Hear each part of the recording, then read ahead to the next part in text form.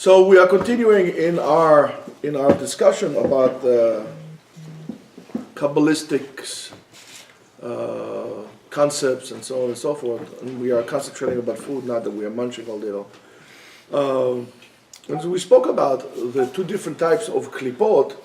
There is the regular klipot that has 3 klipot in them that are all bad, and then there is one klipat, it's called klipat noga, that has some good mixed with the bad, and that's most of the stuff that we have here. For example, food that is not, all the bad all the 3 other klipots that are bad, these are things that are not supposed to eat, all the averot in the Torah and so on and so forth, generate the power, the essence from that klipah, and all the things that are allowed to eat, however, we're not doing to L'shem mitzvah, comes from the aspect of klipat noga. That is good mixed with bad. Now, it's very important to understand that. We spoke about our ability to digest and to process that. We call it the birur, like breira on Shabbat. Things that are really, really bad for us that we're not supposed to eat. For example, pig, shrimp, etc., yain goim, and so on and so forth, has all bad in it. I mean, I'm not talking about here about nutritional value. I am not talking about nutritional value. I am not talking about flavor here. Some of the things are known to be extremely tasty and very nutritious, but and healthy. That I did not add. So I'm trying to be very careful with my word. They're not healthy. Pig is not healthy. Shrimp and shellfish is not healthy. I'm not talking about those things. I want to get into that discussion either. However, we're talking about remembering that this comes from the other type of the 3 klipot that we said, as mentioned in Sefer Yecheskel. Therefore, when there's no good mix inside of it, therefore when we eat it, it all becomes spiritually bad for us, and there's no ability on our part to really digest it and do that separation. So now, when a person eats, for example, basar shamen, he eats, nice fatty meat, right? Or he drinks a very, fragrant wine, or like some very good whiskey that is not, of course, cherry casket.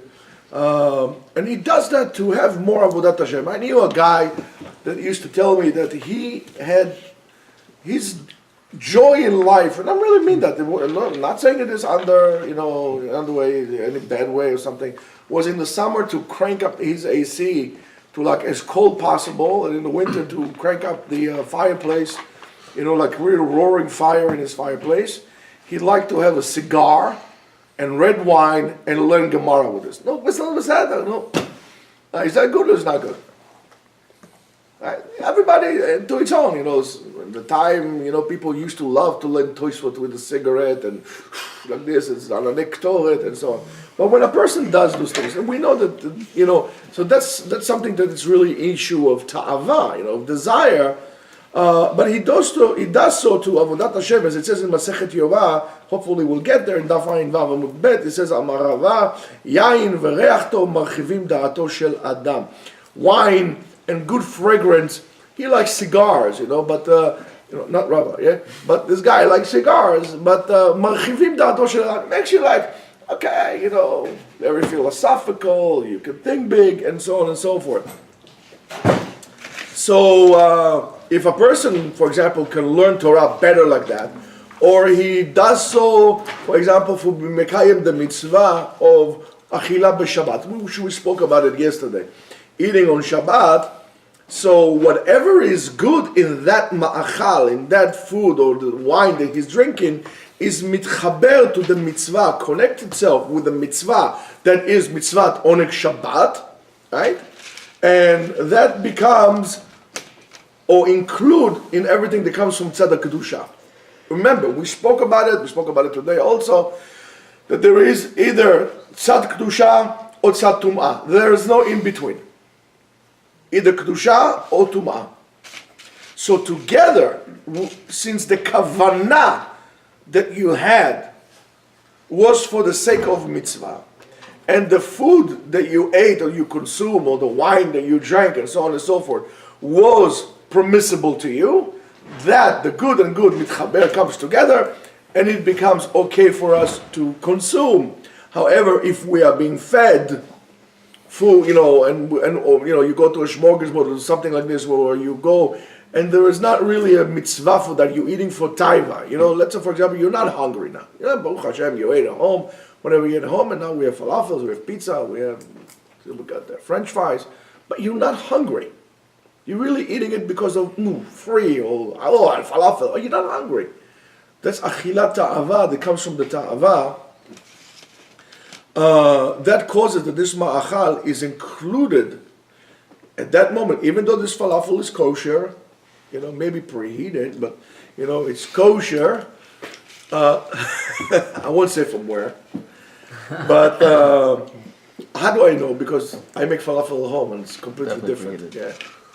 So that is included or being connected immediately in the absolute bad, bara hagamur, which is generated from the three klipot in which we had mentioned yesterday, and his body, his essence, becomes a vehicle, a merkava, for that tum'ah. So you can go into a place and the food could be super glad kosher. I don't know, Moshe Rabbeinu and Aaron were the mashgichim, right? Super glad kosher. But your intent is not intent of kedusha. There's no mitzvah in that. Therefore, that goes and becomes a tzad tumah. So that's why a person needs to be very careful. Now you might understand what Chazal says. We have to be very careful. When you're allowed to eat, you say allowed to eat this, you're allowed to eat that. Now you might understand why when a person is doing achila gasa, the Gemara talks about it in Masechet Pesachim, if Pesach falls on Erev Shabbat, I think next year, right? Pesach falls on Erev Shabbat. I mean, not Erev Shabbat, Motzai Shabbat. So there's a whole discussion in the Gemara regarding when should I stop eating, so when I'll eat the matzah, it won't be achila gasa. And the Gemara, a conclusion of the Gemara over there is that achila gasa lav shmei achila. Eating when you're already full, you're just shoving the food down, there's no mitzvah in that, and you haven't fulfilled your mitzvah of achilat matzah in that day. Because right now that achila is already, you're up to here, and you're eating it for the sake of just like eating, there's no mitzvah in that. That all goes to the tzedakah klipa. That's why you have to come to the Pesach and get a little hungry. That's why we eat early, and we want to maybe kayem shalosh seudot. So those minyanim that exist at 9 o'clock in Shabbat, for whatever reason in the world that exist, they should not exist. I'll tell you that much. Especially in a day like this, you yetzas charo be'efsedot. They do all kind of tricks. Get up early, make one minyan early. I don't know, start at 7 o'clock, latest 8 o'clock. You finish with this. You go, you eat seudah shlishit, you daven mincha, whatever, and then early, and you're okay for the Pesach. You have to be hungry. If not, it's not seudah. Why? Because of that reason. The mitzvah would not going to be able to connect the achila to tzaddik kedusha, because it's already achila she'i gasa. It's unrefined eating, and that's not good. It makes, all of a sudden, it makes a lot of sense. Now, however, and the same thing also, all the chayut and everything that you get like this, and the same thing is b'dibur. When a person jokes around, you see Hasidim, for example, they used to have a batchan. Always joke around. There's a joke or something like this, in weddings or in this, it used to be. Today, the Hasidic culture is not what it used to be. It was really, it still is to a certain extent much more than any other cultures, but the Hasidic culture, when there was a Rebbe and there was a Seudah, the Chuppah or something, they used to bring a Batchan, that doesn't really exist so much today. The Ben Ish Chai says before in Dvar Torah said something which, people would laugh, so something like this, it's okay. If your whole joking around, or even posing. Let's talk about Bitul Torah. Bitul Torah, capital sin, right? Oh, horrible. But sometimes in the middle of, you're learning, or you're giving a shiur, and you look around and everybody is like somebody delete right now. He's like falling asleep, right? So you got to get off the topic 1 second and just get everybody's attention, and you crack a little joke, or you talk about the Super Bowl didn't happen, right? No, okay. Talk about the Super Bowl. You take people off balance. You tell me it's Betul Torah, and I tell you no, it's not Betul Torah because it's L'Shem Mitzvah. That also becomes a part of that. It's become like a Hechsher Mitzvah. You're allowed to do that because the whole purpose of learning Torah, if you lost the people and they're not learning, they're just pretending, everybody's pretending. Maybe there's even the issue of Gnivadat. So you're allowed to do so. However, if you are, and therefore, when you're talking like this, or you're making some joy or some issue of simcha or somebody like this, so now you're elevating your dibur to a matter of Avodat Hashem, that bdicha, that joke, that talk, that also becomes a part of Avodat Hashem. However, if a person is joking around, he's just really mamash, like a let's, or stand-up comedian or whatever it is, it doesn't do so l'shem shamayim. Therefore, he takes something so superior as talking, the ability to talk, and it brings it down to the klipa. That's why, even though stand-up comedians are very popular and a lot of people like this all of a sudden to go, in recent years, I'm talking about maybe 20 years or so, going to stand-up comedy is like a big thing. But it's terrible because you're taking something so divine as talking. Animals don't talk, God talks, and then he gave human the ability to talk. You actually take it and bring it out to the klipa. It's mamash horrific. That's why there's certain people who only speak divrei Torah. Mamash, rak medavrim divrei Torah. That type of tani dibur is actually higher than not talking at all. When you only speak divrei Torah, you want to talk about car, Super Bowl, this, but not talk. Divrei Torah, you won't speak. Why? They want to leave that ability of dibur in its highest possible form to bring it to tzedakah kedusha, and especially when you speak in Ivrit, which is Lashon HaKodesh. To all those who would, say no, you don't know what you're saying. Ivrit is Lashon HaKodesh. Let's leave Zionism and all kind of political agendas to the side. Ivrit is Lashon HaKodesh.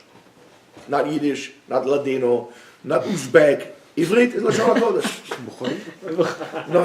No, absolutely not. No. You're gonna find Jews in Mongolia. They're gonna speak, Mongolian, in Yiddish. I don't know, something. Lashon HaKodesh. No, Ivrit is Lashon HaKodesh. Ivrit is Lashon HaKodesh. When you use it, that's why you have to be very careful of how you speak, especially when you speak in Hebrew. And without I don't want to make a whole sermon about talking about the Hebrew and so on and so forth. Now, so Maaseh Mitzvah, what's the action of the mitzvah? The answer is, we take something physical in your hand. For example, you're taking a lulav, you're taking an etrog, you're taking an object, and now you turn this into something spiritual, which is completely physical. You make it into something spiritual. That takes a tremendous attention. One should really pay attention to what they're doing. When you take in tefillin, you put in tefillin. What is tefillin? It's a piece of leather and boxes and stuff like this. And some guy wrote with the ink on it. It's an object. It's just an object. You're taking that, and you're able. How do you able to do so? With the kavanah, you're able to elevate it to chefetz of kedusha. The same thing when I'm writing a sefer Torah or writing anything. When I write Hareni kotev l'shem kedushat sefer Torah, hereby I write it for the sake of the holiness of a sefer Torah. Right now, that parchment, which before was just animal skin, now becomes an object of kedusha. It's holy. How b'machshava, with a thought, and with an action, which is the dibur. I'm talking. So you see, dibur, talking, is in the middle between spiritual and physical.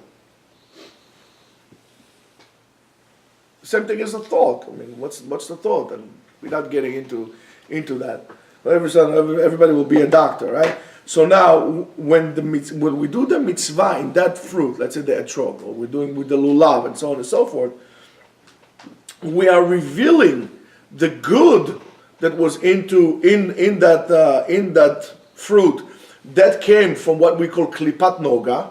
Remember, that is good and bad mixed together. And then we are bringing about the light of the Ein Sof, the light of HaKadosh Baruch Hu, through that mitzvah. We break the klipa and we make the selection. Now it becomes a chefetz de kedusha. Now it becomes an object of kedusha. That's why, for example, once you finish your mitzvot on Sukkot, You don't take the lulav and you throw it away. People do all kind of crazy things with it. So they throw it, they leave it here. That's the wrong thing to do. You're right.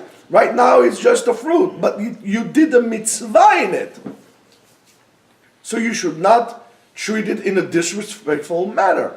I had a friend, his wife was a freak of collecting bowls, wooden bowls. The bigger the better. I don't know what's the thing. I had bowls in that. The first time I came to the house, I was shocked. They had 2 bowls from wood, because they grind it like this, big like this, full of etrogim. I mean, dry ones. They'll become like this big, etrog like this big, become this big. For years, she says, not allowed to throw the etrogim. She take it like this. She used to put it there. She had I don't know, they had five boys, so a husband and 5 boys every year. They etrogim, so it fills up. I said, how many? I said, I don't know, well, maybe 20 years worth of etrogim there. She would never throw that etrogim. So, yeah. So, when it comes to like a minor and you're giving them chinuch in order to use the etrog lulav, do they have the ability to do this also? Or is it... Okay, so they don't do the mitzvah because they are part of the mitzvah, but the mitzvah is done through them. And what's the mitzvah? Mitzvah chinuch. So also you bring in about the light. Sure. That is included in mitzvah chinuch. That's why now all of a sudden it makes sense what Rav Ben Zion Abba Shaul said. He said most people buy their kid a lulav, we call it chinuch. It's like borderline lemon. It's not a good etrog. He says no, you cannot do that. You have to be mechanech your kid to buy the best etrog. I mean, you don't have to buy a super mehudah, but it has to be a kasher etrog, no questions asked. The same thing with the lulav, and that's what I did to my boys. When my boys were young, I bought them the same. I did not buy myself a more expensive etrog than I bought them. At the time they were cheap, like $25, $30, an etrog. Still, from the very beginning, all my boys, when they were able to hold the lulav, shake the lulav appropriately, and treat it with respect afterwards, I implanted in my kids the chashivut. Now, what they do with this now, I don't know. But when they were kids, when they're young, we planted in them the importance of a lulav. I explained to them that it's the same thing like a gun, and I told them, a soldier, so on and so forth. Not that you're going to kill people with the etrog, but in the army, they were able to implant into you the importance of a gun. Because that's supposed to save your life. You don't throw it, you go anywhere with it, you have to take care of it, and so on and so forth. You have to know all the time where it is, if there is bullets in it, there aren't bullets in it, and so on and so forth. Well, that etrog is the same thing.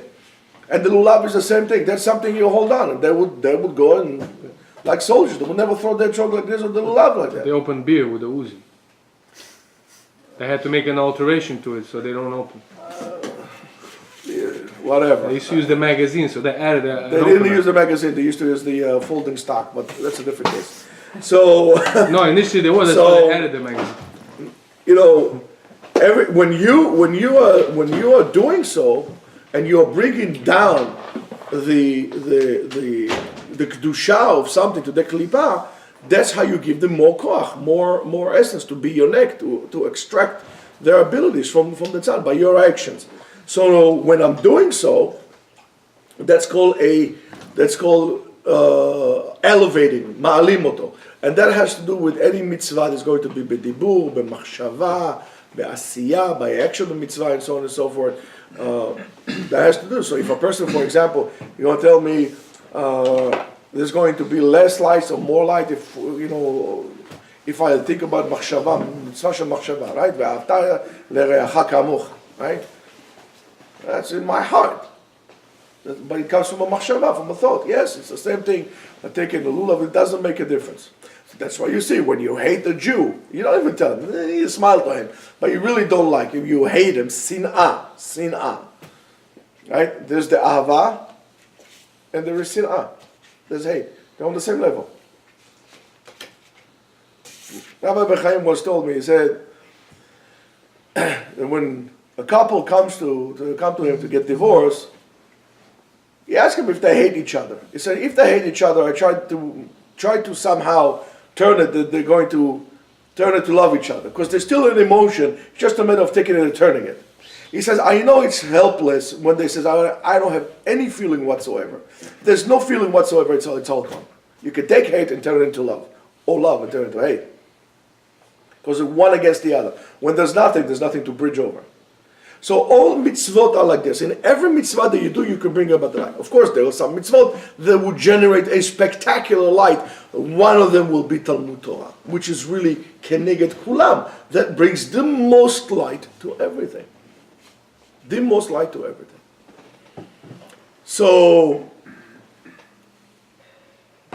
what happened was, the Ari says to us, and we learned this from the parasha of Malkei Edom. Aluf Edom, when he says Aluf Edom, Aluf Moab, Aluf this, Aluf this, Aluf this. There were the vessels. The Ari says the vessels were not able to hold the lights. And then the vessels shattered. It's called Shvirat HaKelim. And with that shattering, every fragment of the vessels that broke had a nitzotz in it.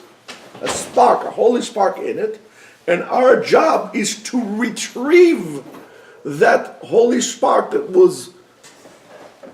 disappeared into those klipot, into those shattered vessels, and we have to bring it back together to its source together. If I would show you, for example, let's say a video of a blacksmith, the hammers and all the sparks coming out, we will need to kind of play it backwards to actually bring it back in. That's what we need to do. And how do we do that? By doing mitzvot. And I really feel that somewhere along the line, we are very close to the end. Why? Because you see things that you've never seen before. We always have the concept of what we call the wandering Jew. The Jew always goes places and goes here and goes there. Mm-hmm. And why does the Jew goes places? To retrieve the nitzotzot. Remez lekach, you can find in Masechet Yevamot in Tosfot, that says one of the reasons the Jews went to Galut was to bring back the lost neshamot of Geirim that are spread out all over the world, so they'll be in proximity of Jews, and therefore they'll be able to come back home. The neshamot of the Geirim is the neshamot of the Jews that spread out, and they were hidden within the klipa. We need to bring it about. Today you see more Gerim than ever. I'm talking about Gerei Tzedek. Gerei Tzedek, no Gerei Arayot, like today for marriage, I'm talking about Gerei Tzedek. Gerei v'Giorot Tzedek, who really are sincere and serious. They're Jews like you and me. That's not what the Torah says, Ger. That's Ger Toshav. I'm talking about Ger Tzedek. You see a lot of them today. You see Jews going to places like you would never think that anybody can go. Like I have no idea. Like, why would they go to those places? And the reason is they go there. I don't know. They go. I guess there's a big tikkun to do in Nepal. Why they do Seder in India, Pesach Seder, Rosh Hashanah, Tfilot, Balagan Shalem, but they do something there. Many times they go and there are speakers and they bang the guitars. Tell me, you're right. But still, let's look at this from a little different point of view. They're doing a seder there. They're making mitzvot. They're doing something there of kedusha. You don't know what the tikkun is. I'll give you an example. I saw a short video of a seder that was done somewhere in Peru, near Machu Picchu. You know what Machu Picchu is? Machu means old, Picchu means mountain or peak. It's an old city in Peru, in the Andes. So they were doing a seder there, 500 lunatic Israelis, most of them secular. Amen. With kippas on the heads, all color kippas, whatever you want. You're right, boys and girls sitting together. However, and with a microphone, and they're doing Seder Pesach there. And it's very easy to get sidetracked into this. Okay, the Lo Shomer Negia, the this, the speakers, but let's 1 second get beyond that. See? And what caught my let's say spiritual eye was, imagine 500 people screaming, Echad Eloheinu Eloheinu Shebashamayim Uba'aretz. 500 Jews screaming, one is God in the heaven and earth. I don't know about you, it brings me to tears.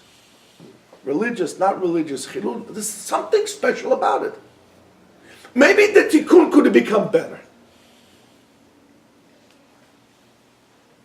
Or, you know, when you go to especially you were in Yerushalayim, there's a stadium there. You know, okay, not a most Jewish thing to do, but there's a stadium there. It's called Teddy Stadium. There's a team there. It's called Beitar Yerushalayim, right? Crazy lunatics. How much crazy lunatics? The Menorize the thing, and you know, when they scream, Yesh Elohim, there is God, or all kind of songs like this that they sing, and it's like, it's saying, Mashiach ba.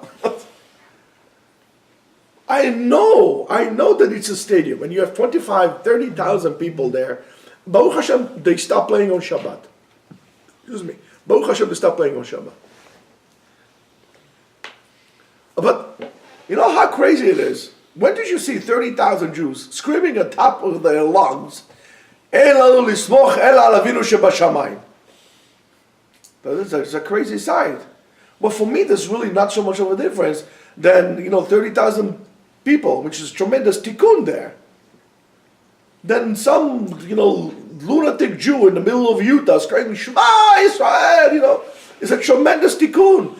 Oh, half of Utah, I heard them saying, Shema Israel. I won't mention names, right? You laughing at it. And I told you, you don't know what an unbelievable thing was done at that moment. Spiritual moments of great spiritual highs are not of like some, you're smoking some, bong like this and you like seeing angels flying. Is that moment that you're on the top of the mountain, in the middle of nowhere. Maybe there's a whole bunch of Chinese people coming down the valley over there saying, right? But you're screaming at the top of your lungs, Shema Israel, and that voice now is saturated into this place. It's a tremendous tikkun. This is the same when they says, Mashiach, and then somebody says, I'm here, right? Remember those things? But it's an unbelievable tikkun. When you go to Nepal and you're saying Borei Priya Adama on a banana, you have no idea. Is it tikkun you just made in this place? You have to say barachot anywhere you go. That's why you always try to speak good. Say good things. There's a tremendous tikkun. You're elevating everything that you do. You may bring in everything letzad kedusha. You are separating. Of course, deal only with things that is mutar for you. But then you are separating. And you bring in whatever is captured in the klipa to tzad kedusha. You're giving us chance. And that's Rabotai is Kiddush Hashem. Kiddush Hashem mikdusha. Everything is mitzvah kedusha. So, yes, you're right. They might. Who knows what they do over there in Seder or in Rosh Hashanah in Nepal? But you know what it is, and to go to Nepal, like in the Himalayas, and they blow a shofar there, and a whole bunch of Jews davening together from whichever way they do. This is an unbelievable thing. Again, I don't know exactly what happened in Nepal, that there is such a tikkun there, or what happened in those places, but those places make people come together. There's some tikkun needs to be done there, and only a Jew can make this tikkun. And it's time for us to do this tikkunim all the time. We have to be very, very careful. Now, so we are talking again of separating, to take those sparks from the klipot that would capture in the kelim, in the vessels, and that tikkun is done by us, is done during the week. Sheshet yamim ta'avod. That's your avodah. 6 days during the week we do that. And that's the job that we are giving. In other words, every melacha that we do, every action that you do, even if it's going to school or whatever it is, everything should be done at tzedak kedusha. By doing so, you are separating and you're bringing things over to tzedak kedusha. And these are called yemei ha'maaseh, days of action. They won't call them 6 days of the week, yemei ha'maaseh, right? And that's HaKadosh Baruch Hu did that bria in those things. And in those days, you're allowed to do all the melachot that you need to do, right? Because those days, the melachot, by doing this melacha, you are separating. You're doing the beirur, the selection. You're separating good from bad. And if you look at all the melachot that we have on Shabbat, right? Whether it's zorea and dash, menapeh, ve'oreg, and doing this and doing that, is bringing about separating, taking good from bad, and creating new things and forming new things and making new vessels and everything else that we do like that. That's done during the week. And hello, Yitzchak. And these are melachot that were made to be able to take the good from the bad, to separate the food from the psolet, which is the same thing in Avodat HaKadosh, in Avodat Hashem. And that's the Ikar Avodah. That's the main job. However, on Yom HaShabbat, during Shabbat, it says, V'yom HaShevi'i Shabbat LaHashem. We had it over there before. It's Shabbat LaHashem, and it's not called Yom HaMaaseh. Why? Because on Shabbat, all the birurim, all the selections are going up, and the selection is done by itself, by you keeping Shabbat. That's why Melechet Borer on Shabbat is Asur.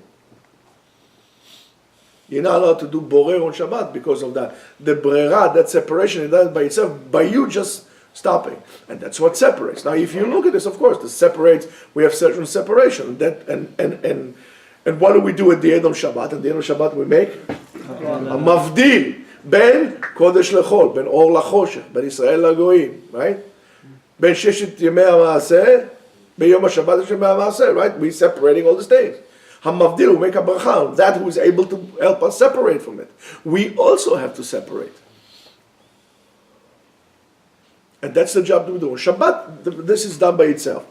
And since our main avodah is to select, to separate between good and bad, and Shabbat, it's done by itself. That's why it's by itself. Quite understood and quite self-explanatory. Why you're not allowed to do melacha of borer on Shabbat. And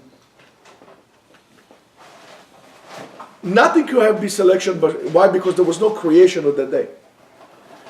Since there was no creation of that day, so you can't separate anything. Also by Olamot HaElyonim, you cannot separate anything. Since the tikkun cannot be done by Olam, and all the tikkunim that we do here really reflect tikkun by Olam HaElyon, so therefore there's nothing for you to do here. You're actually causing more bilbul than you're doing good, but you're not when you're doing. That's why a person has to be very careful with borer.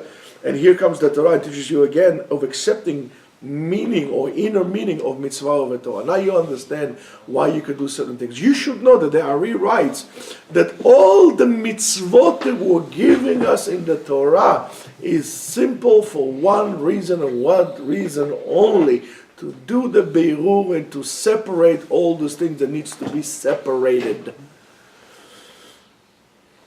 And that's why, for example, when the wife is tameh, when she has nida, her husband cannot be with her. Separation. And when you don't pay attention to these things, or you have a desire to cut corners, for whatever reason, you are creating problems. And you're affecting all of us. Because that job needs to be done by all of us. It's a melacha she'en kamoa. That's why a person must learn Torah, because ikar ha-beirur is, first of all, by him knowing what he needs to separate, by him knowing and understanding that the Torah really is the most, it's the best sifter of all, and that's why you have to learn. There's no excuse why not to learn. By the way, tomorrow I'm going to make a special shiur, Belina, tomorrow is Thursday, right? Mm-hmm. It is on the importance of women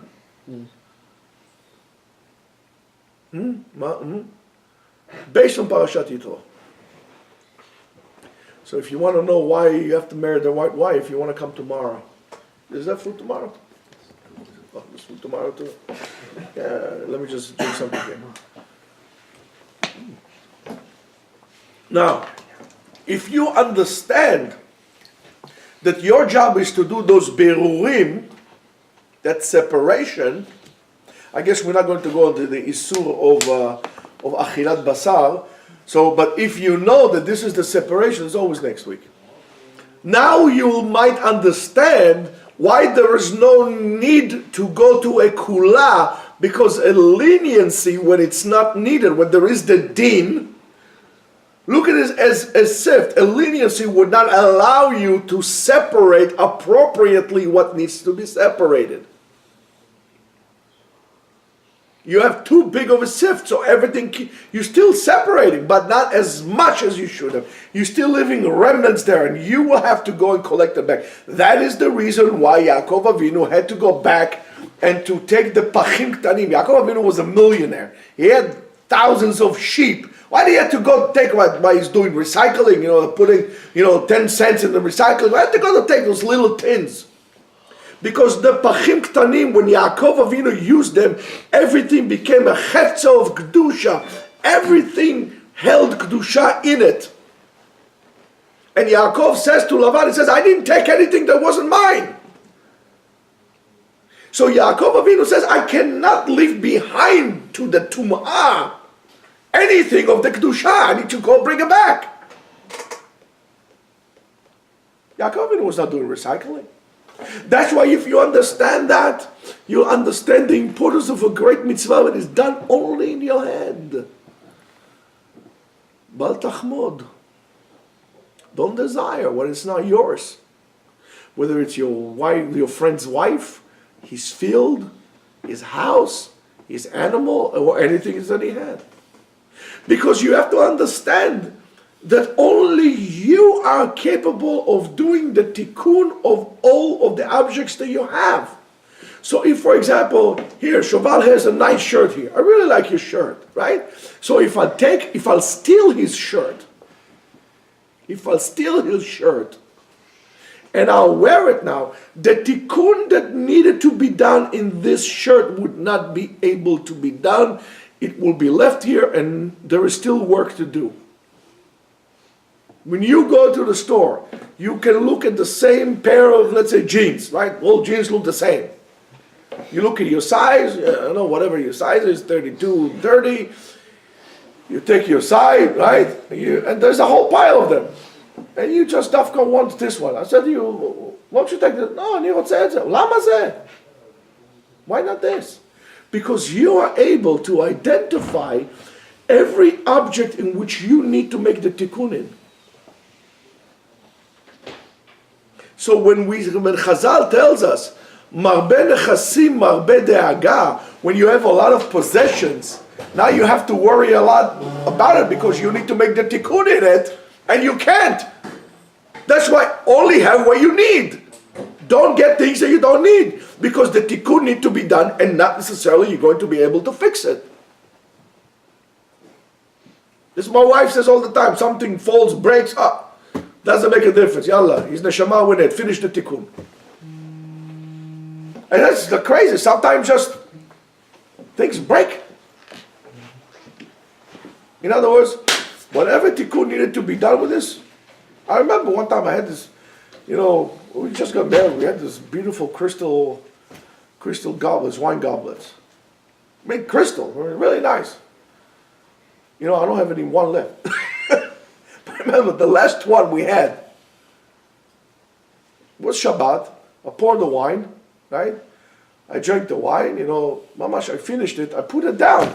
I just put it down. The whole thing went, fell. Like, what? My wife said, finish the tikkun, mazal tov. It's a different understanding of what things break. It was done. It's done, it's tikkun. So, we need to remember those things. When you want things that somebody doesn't want, Bal Tachmod is a very bad avera. Because that needs to be done. Or let's say a watch or shoes, whatever you have. When you have, that's why gezel is more severe than stealing. That's something that you should be making the tikkun. Why am I gozel? What's the difference? Anybody knows what's the difference between gezel and gneva? Yeah. One is in front of the person. Yes. So let's say, for example, you're wearing this kafia, right? I'm going to make you give me the kafia. I'm going to make you give it to me. That's worse than if you turn your head and I stole it from you. Why? Because why was I gozel? It's called gneva. No, I stole it. No. Why was I gozel from him? Not the object. The ability to make the tikkun that needs to be done, that only he can make in that, not me. It's robbing versus stealing? Is that? It's kind of, yes. But in Hebrew, it plays a little better. Ligzol, mani gazalti mimcha. What did I take? Ganafti, I stole this. No, you didn't steal it. I stole your ability to make the tikkun with this. That needs to be done. No, you have it. Oh, Shashem, good for you. I understand that only you can do it. So let's say Yonatan's coat, right? Okay, I'm allergic to down, but let's say I want to take it, steal it from him. To me, it's not going to be any good. It's just going to give me more problems. Why? Because I cannot make the tikkun in it, and so is everything else. Now, you look at and especially, Rabotai, when you are stealing the davar shebekdusha, and especially davar shebetzibur. Let's say, for example, there's a nice set of books here, right? And somebody decided to take a book because he really likes it and never brings it back. That's chamur beyoter, because he took something mamash mikdusha and brought it all the way to tumah, and the limud that he has there also goes to tzad tumah. And it was gonev de rabim. And you have to be very careful with this. That's the birurim that we need to do. Look at everything that you do and pay very close attention, because you need to make sure, that's why you need to make sure that you're doing the right things. Letzorech Hashem. Stay away from things that are questionable. Stay away. If it's questionable, needless to say, stay away from things that you know you shouldn't be doing. Spiritually, it kills you. Spiritually, is more severe than pancreatic cancer. It'll kill you. Anything questionable, don't do. Because the klipa in it, it's so great. It needs to be clear to you what I need to do. I'm allowed to do this. No questions asked. If you don't know, you ask Da'at Torah. Why we call a person like this Da'at Torah? Because the Torah is the greatest, selector. And a person that has Da'at Torah, he was mechaber between Chokhmah and Binah, wisdom and intellect, and right? And then he created Da'at. So here's Da'at Torah, was able to be mechaber between those two sides, between tzad yamin and tzad small, right and left. He was mechaber, he was Da'at, that's why he knows. So you have a question, you ask Da'at Torah. Not necessarily every chachamika around the block is Da'at Torah. Da'at Torah, very, very unique individuals, that for them it's as clear as day what needs to be done. And I'm telling you, I have never, ever listened to Da'at Torah and failed. Everything that I had a question, when I had a question, I asked Da'at Torah, Baruch Hashem, always was successful. And it's not a miracle, it's a fact. It's not a miracle, it's a fact. So stay away from things that you don't supposed to do, that's without a doubt. However, I'm telling you, stay away from things that are questionable. Only go for things that for sure you know the 100%. No questions asked. No questions asked. That I know that I have to do, no problem. If you still have a question, always use the Torah. That's the selection. That's what we need everybody on board to do that. However, never underestimate the ability of any Jew, Ba'asher Hu, at any level, to make a selection or separation in places. That's why every Jew is important for this job. We can't leave any Jew behind. Everyone is important. But that's why we must keep Batei Midrashot, Ubatei Knesiyot, clean from any machloket, clean from any other elements that are not Torah-oriented elements. Shuls, temples, synagogues are a holy place, a holy domain. When anything that is not Torah or mitzvah associated, affiliated, should not enter in. Should not.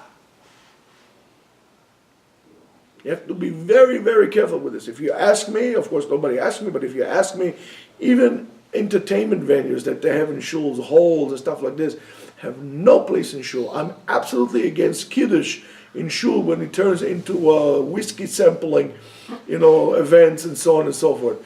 You want to make it like, you guys do it, what you guys do is fine. Other than that, when people come home, they're already like semi-tipsy, that's mamash chilul hakodesh. Bichlal, the Jew should not be drunk anytime, and that's why, again, and I'm warning you, I will tell you this between now and Purim Belin, until you're going to say, okay, mekablim anachnu. Even in Purim, a person should not be drunk. Drink a little bit, drink more than you drink usually, but do not get drunk, because everything that you do, chas v'shalom, is going to go to tzad tum'ah instead of tzad v'kedusha. That's not something that we want, especially in Purim. Have a great day.